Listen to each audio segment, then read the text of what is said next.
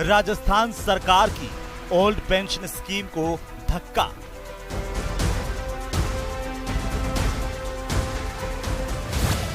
NPS का पैसा देने से केंद्रीय वित्त मंत्री का इनकार।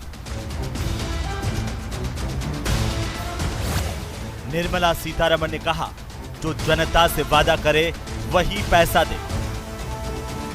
एक स्टेट अगर उनके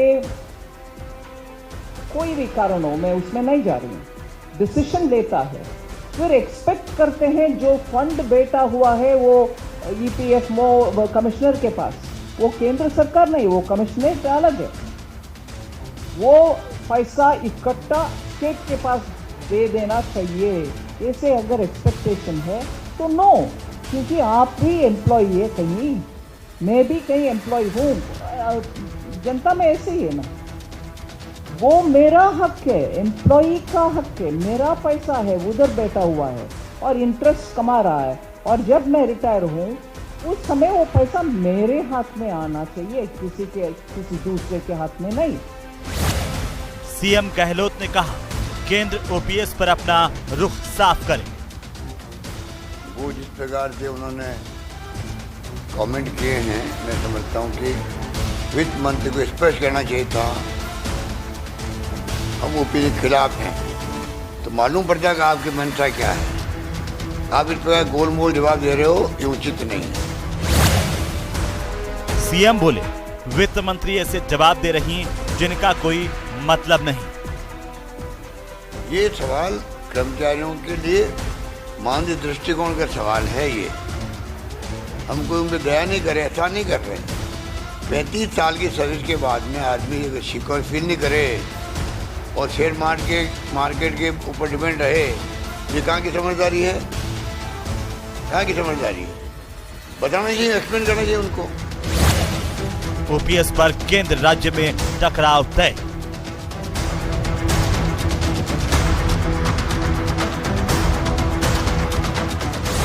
पुरानी पेंशन, नई टेंशन। नमस्कार, स्वागत आप सभी का प्राइम डिबेट में। मैं हूं आपके साथ हेमंत कुमार। केंद्रीय वित्त मंत्री निर्मला सीतारमण के पुरानी पेंशन योजना के लिए राज्यों को एनपीएस का पैसा देने से इनकार करने के बयान के बाद एक बार फिर से ओपीएस यानी कि ओल्ड पेंशन स्कीम को लेकर के सियासत गर्मा गई है। आरोप प्रत्यारोप का सिलसिला तेज हो गया है। केंद्रीय वित्त मंत्री के बयान के बाद मुख्यमंत्री अशोक गहलोत ने किशनगढ़ डेनवाल में एक समारोह को संबोधित करते हुए केंद्र सरकार पर जोरदार हमला बोला और केंद्र से ओपीएस पर अपना रुख साफ करने की मांग की है।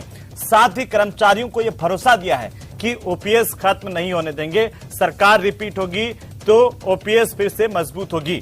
लेकिन केंद्रीय वित्त मंत्री के बयान के साथ ही पुरानी पेंशन योजना पर एक बार फिर से टेंशन बढ़ गई है। आज चर्चा इसी पर करेंगे, लेकिन पहले एक नजर डालते हैं आज के उन महत्वपूर्ण सवालों पर जिनको लेकर के सब तरफ चर्चाएं हैं। केंद्र का इनकार और ओपीएस आखिरकार इसके बाद कैसे लागू होगी, सबसे बड़ा सवाल। सवाल नंबर 2, तो सवाल नंबर 2 ये कि ओपीएस के लिए क्या करेगी आखिरकार सरकार। सवाल नंबर 3, क्या ओपीएस पर सियासत हो रही है? क्या ओपीएस को पूरी तरह से जांच पड़ताल के बाद लागू करने का फैसला किया गया है? और भी इसके इर्द गिर्द सवाल है जिनको लेकर के आज करेंगे सबसे बड़ी चर्चा। तो सबसे पहले हमारा जो पैनल है आज का मेहमानों का, वो हमारे साथ जुड़ चुका है। उनसे सबसे मैं आपका परिचय करवा दूं। हमारे साथ सीएल यादव साहब है, कांग्रेस पार्टी के नेता।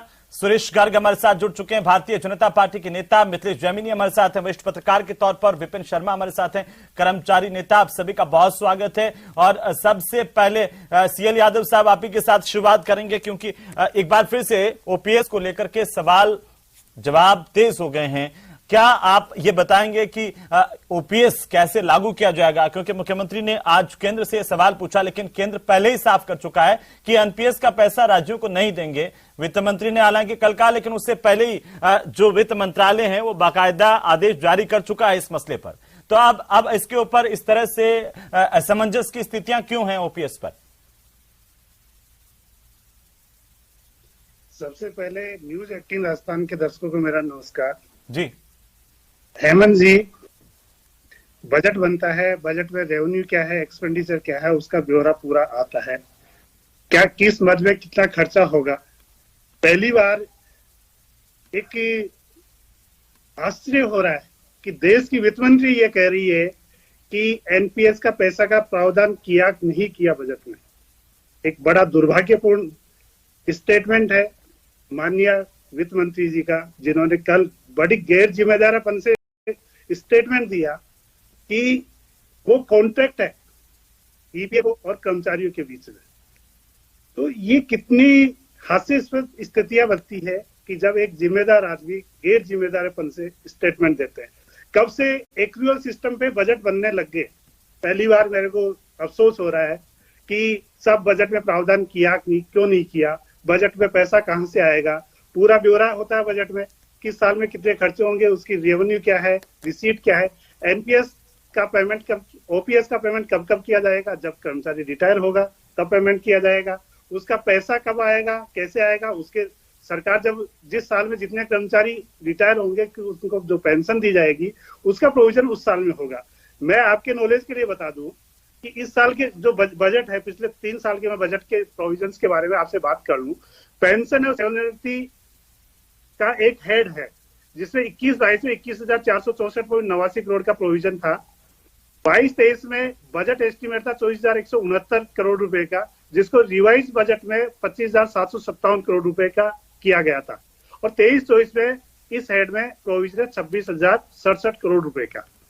दूसरा हेड है पेंशन और उपादान सामाजिक सुरक्षा योजना, 21-22 में 9,239 करोड़ रुपए का प्रोविजन था, 22-23 में 10,121 का हो गया, 22-23 में रिवाइज होकर के 9,800 ठीक है। लेकिन सर करोड़ रुपए हो गया। संक्षेप में देखिए, बाकी मेहमानों के पास भी जाना है, थोड़ा संक्षेप में। तो मैं थोड़ा सा माफी चाहता हूं, आपको रोकना चाह रहा हूं, लेकिन सीएल यादव साहब जब राज्य सरकार ने कह दिया कि हम अपने स्तर पर ओपीएस लाएंगे, लागू करेंगे, इसको खत्म नहीं होने देंगे, तो फिर बार बार केंद्र से गुजारिश क्यों है, असमंजस की स्थितियां क्यों है, ये समझा दीजिए जरा। हमारा पैसा, हमारे कर्मचारियों का पैसा, कर्मचारियों के हित की बात कर रहे हो, सामाजिक सुरक्षा मान्य पहलू। आप सोशलिस्ट स्टेट की बात कर रहे हो, भारत एक सोशलिस्ट स्टेट है सर। कर्मचारियों की तरफ से कर्मचारी नेता हैं आप, तो सरकार की तरफ से, संगठन की तरफ से बता दीजिए कि असमंजस की स्थितियां क्यों हैं केंद्र और राज्य के बीच में। फैक्ट्स की बात कर रहा हूँ मैं सरकार के साथ साथ फैक्ट्स की बातें कर रहा हूँ। सोशलिस्ट स्टेट है या सामाजिक सुरक्षा अहम मुद्दा होता है, मानवीय पहलू बहुत अहम मुद्दा होता है। हमारे 45,000 करोड़ रुपए का फंड है कर्मचारियों का, वो क्यों नहीं देना चाहती केंद्र सरकार? आपने इसके लिए बाकायदा पहले आप आपस में अंडरस्टैंडिंग हुई है ना, उसको लेकर के ही तो एनपीएस आया है। जब राज्य सरकार ने इसे लागू करने के लिए बाकायदा अपनी स्वीकृति दी, तभी तो लागू किया होगा ना सर। हेमंत जी, स्वीकृतियां अस्वीकृतियां लोकतंत्र की आधारभूत, और मुझे लगता है कि इसके बाद तो मनमोहन सिंह की सरकार थी, 2004 में आ गई थी, तो ये स्थितियां वापस बदल सकते थे। हेमंत जी मेरी बात सुनिए, मैं आपको क्लियर कर दूं, और माननीय मुख्यमंत्री अशोक गहलोत जी ने आज और कल क्लियर किया है कि जब इसके रिपरकेशन आए, बैड रिपरकेशन आना स्टार्ट हुआ एनपीएस के, तब हमने इसको रिवाइव करने की बातें सोची। सर, सामाजिक और मानवीय हित सर्वोपरि होता है देश में और समाज में। ठीक है सर, यहाँ नफा नुकसान नहीं देखा जाता, पैसा कहाँ से आएगा कहाँ से नहीं आएगा। मैं वापस आ जाऊंगा सीएल यादव साहब, मैं वापस आ जाऊंगा।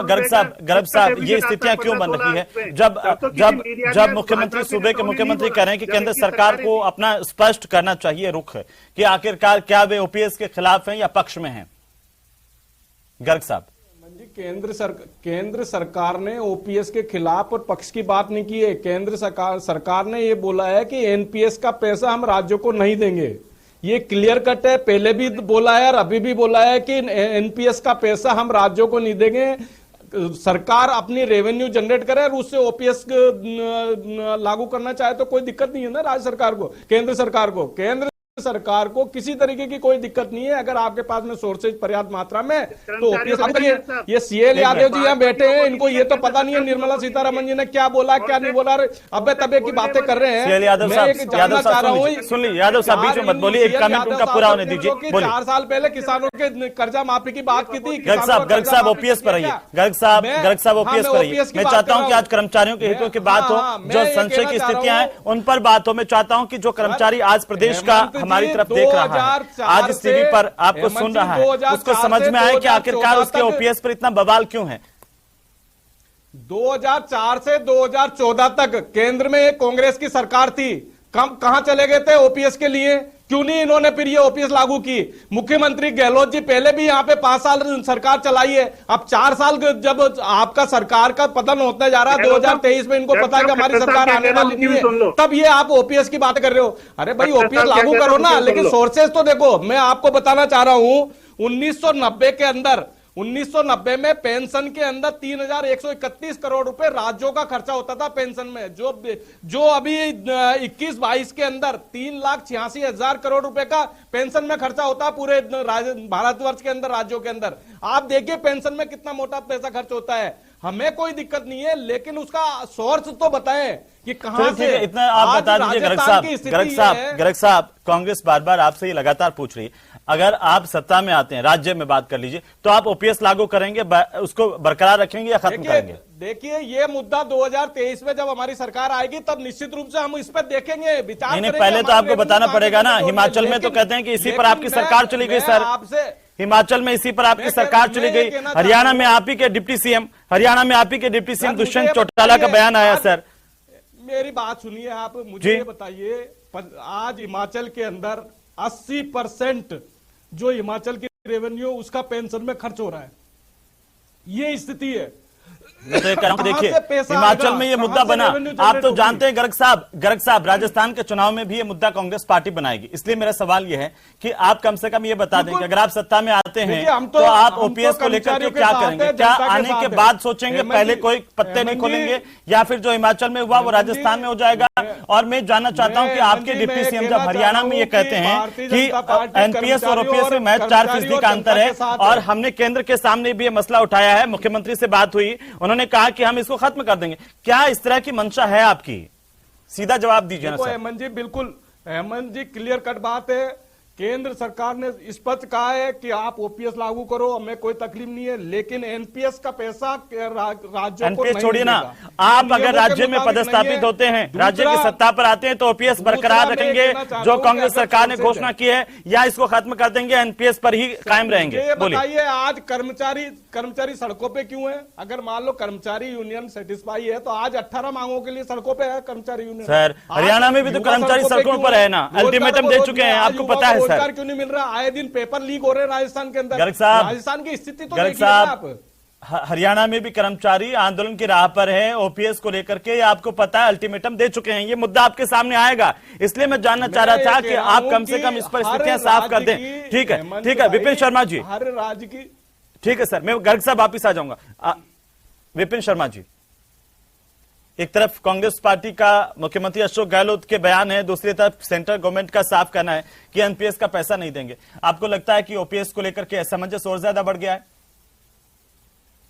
सर मैं पहले तो ये बता दूं कि केंद्र का पैसा जो पैसा है कोई भीख का पैसा नहीं है, वो कर्मचारी का पैसा है, जिसमें 10% हमारा है और 10% सरकार ने मिलाया। वो हमारा 39,000 करोड़ रुपया है, कोई भीख का पैसा नहीं है जो केंद्र सरकार नहीं देगी। कल का जो स्टेटमेंट आया फ्री में, जो रेवड़ी नहीं है, फ्री की नहीं है, मेहनत का पैसा है, ये सामाजिक सरोकार का पैसा है जो हमने लड़ा है। मैं दूसरी ओर आपको बात बता दूं, एनपीएस है क्या? एनपीएस एक इन्वेस्टमेंट स्कीम है, जिसमें इन्वेस्टमेंट किया जाएगा, उससे आपको पेंशन मिलेगी। कर्मचारी है, उसका पैसा 10% खुद का कटता है, 10% सरकार देती है। सपोज करो कोई कर्मचारी 1 करोड़ रुपए उसके जमा हुए, तो 60 लाख रुपए उसको मिल जाएंगे, 40,000 रुपए उसके 40 लाख रुपए वापस इन्वेस्ट होगा, उससे पेंशन मिलेगी, है ना। इसमें मजे की बात आगे आप देखिए, जो 40 लाख रुपए से उसको पेंशन मिलेगी, कर्मचारी की डेथ तो होगी एक दिन, अमृत फल तो खा के नहीं आया, 80-90 साल का मरेगा, वो 40 लाख रुपए सरकार डकार जाएगी, उसके परिवार को नहीं मिलेगा वो पैसा। ये कितनी बड़ी विडंबना की बात है। इन्वेस्टमेंट, ये मानिए तो 5-5, 6-6 पेंशन ले रहे हैं,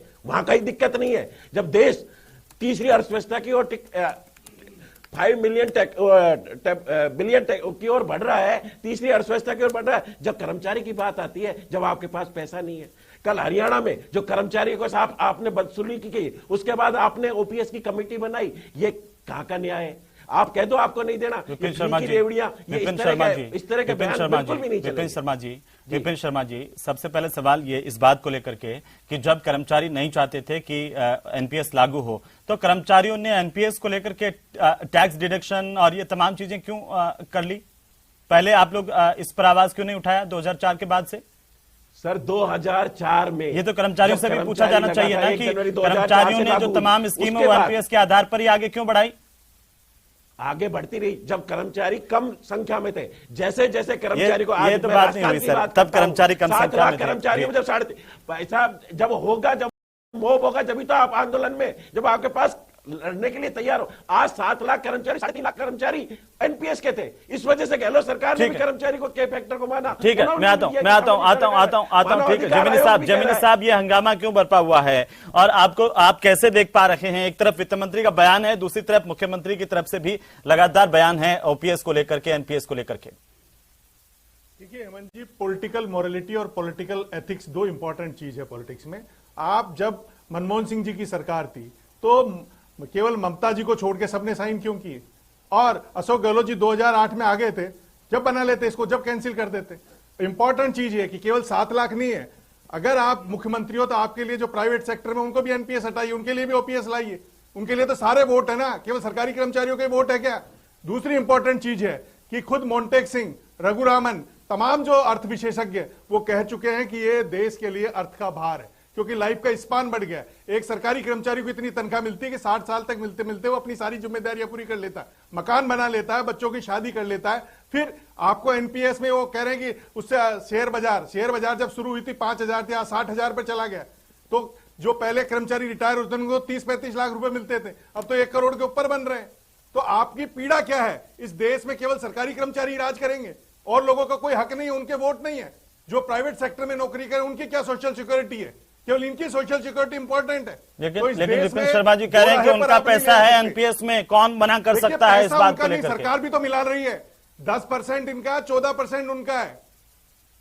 वो तनख्वाह में सही तो उसी हिसाब से तो बना, उसी स्लैब में से तो मिल रहा है पैसा, आपको उसी स्लैब से ही तो मिल रहा है ना पैसा। ये जनता के ऊपर आप भार नहीं लाद सकते। बाकी मान्य को मिल रही है, वो जनता पे भार नहीं है। मान्य को 5-6 मिल रही है, वो जनता पे भार नहीं है। केवल इस पर बात नहीं कर सकती। और जो भी पॉलिटिकल मोरालिटी है, पॉलिटिकल एथिक्स है, वो आपके 130 करोड़ लोगों के प्रति है। केवल सरकारी कर्मचारियों के भरोसे आप लोकतंत्र में जिंदा नहीं रह सकते। एक कर्मचारी उसको 80,000 रुपए तनख्वाह मिल रही थी, वो रिटायर्ड है, उसको 2,500 रुपए मिल रहा है। कहां से खर्चा चलाएगा? 2,500 नहीं मिलेगा, 2,500 रुपए मिल रहा है उसको। अभी आप उदाहरण दे रहा हूं मैं आपको, लेटेस्ट उदाहरण दे रहा हूं। नर्सिंग का कर्मचारी रिटायर्ड हुआ है, उसको 2,500 रुपए मिल रहे हैं। जो 80,000 रुपए खर्च कर रहे हैं, 2,500 रुपए चलाएगा। लेकिन जो ईपीएफ में उनको तो 1,000 रुपए मिल रहे हैं, वो भी तो हिंदुस्तान के नागरिक हैं। उनके लिए किया क्या आपने ना कभी हिंदुस्तान में आंदोलन? तो सरकार करे ना, रोक कौन रहा है? किसी सरकार ने कुछ किया तो उसको रोक कौन रहा है? देखिए केवल आप भाई कौन रोक कौन रहा है? सरकार को, सरकार करे ना।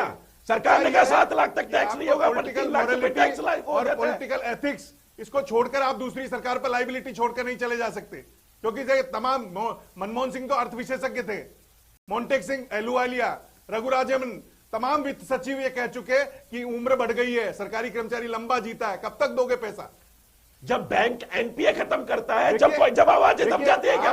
जब बैंक करोड़ों रुपए उद्योगपति का एनपीए खत्म करता है, जब आवाजें कहां चली जाती है? जब कर्मचारियों की बात आती है, जब ये बातें कहां से आ जाती है? एक तरफ आप कहते हो फाइट इंडियन इकोनॉमी की ओर बढ़ रहा है देश, तीसरी अर्थव्यवस्था की ओर बढ़ रहा है, और जब दूसरी बात आती है पेंशन की, जब कर्मचारी की दिक्कत आ जाती है। इस देश में आपको कुछ न कुछ स्ट्रॉन्ग पॉलिसी अपनानी पड़ेगी। केवल वोटों के लिए आप झुकते रहे तो ये देश पाकिस्तान और श्रीलंका हो जाएगा। केवल अपने लाभ के लिए आप देश के लिए कुछ त्याग नहीं करना चाहते, केवल खुद ही रखना चाहते हो। सरकारी कर्मचारी पैसे के तनख्वाह के अलावा रोज पकड़े जाते हैं एसीबी में। साहब मैं थोड़ा सा रोक रहा हूं, इधर उधर नहीं जाएंगे, समय बहुत कम होता है। मैं चाहता हूं कि मुद्दे पर है। आज हमने दर्शकों से सवाल पूछा था कि ओपीएस के मुद्दे पर क्या केंद्र और राज्य में टकराव बढ़ेगा? टकराव तय है तो 94% लोगों ने कहा कि हाँ तय है, 6% ने माना कि नहीं होगा, लेकिन एक बड़ी संख्या है। फिर भी हमारे साथ जब गर्ग साहब अभी बोल रहे थे, यादव जी, सवाल सीधा जो जमीनी साहब भी अभी उठा रहे थे कि आपकी सरकार आई, मनमोहन सिंह की सरकार अटल बिहारी वाजपेयी के बाद में, तब क्यों नहीं बदला गया? और उन्हीं के तमाम अर्थशास्त्रियों ने कहा,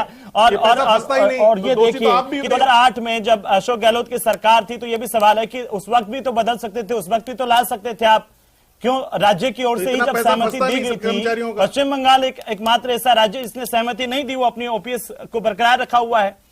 और पहले भी कोई केंद्र में ओपीएस में भागीदारी केंद्र की नहीं होती थी, तो अब जो है अब वो केंद्र पर बार बार क्यों कहा जा रहा है कि एनपीएस का पैसा दीजिए, जबकि उसमें तो बाकायदा पूरा प्रावधान है कि जितना डिडक्शन होगा, कटौती होगी, वो पैसा शेयर मार्केट में लगेगा उसके आधार पर, और कंपनियों के साथ भी तो टाई अप हुआ है। सर बोलिए।